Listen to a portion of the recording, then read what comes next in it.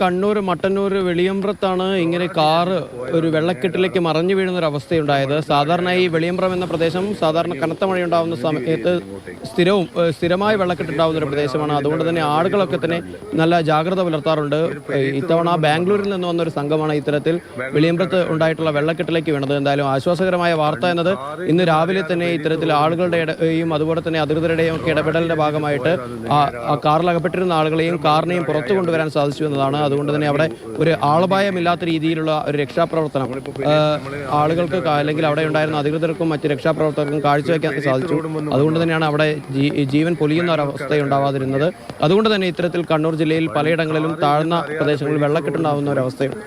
അതുകൊണ്ട് തന്നെ ആളുകൾ കൃത്യമായി പ്രാദേശികമായി കിട്ടുന്ന വിവരങ്ങൾ പോലും അടിസ്ഥാനമാക്കി വേണം യാത്രകൾക്ക് പോവാൻ. അത്തരത്തിലുള്ള അപകടങ്ങൾ പതിയിരിക്കുന്നുണ്ട് നമ്മൾ സഞ്ചരിക്കുന്ന പാതകളിലൊക്കെ തന്നെ. അതുകൊണ്ട് കൃത്യമായിട്ടുള്ള മാർഗനിർദ്ദേശങ്ങൾ പാലിച്ചതിന് ശേഷം മാത്രമായിട്ട് വേണം നമ്മൾ യാത്രകൾക്കുള്ള പാതകൾ തിരഞ്ഞെടുക്കാൻ എന്നുള്ളൊരു കാര്യം കൂടിയുണ്ട്.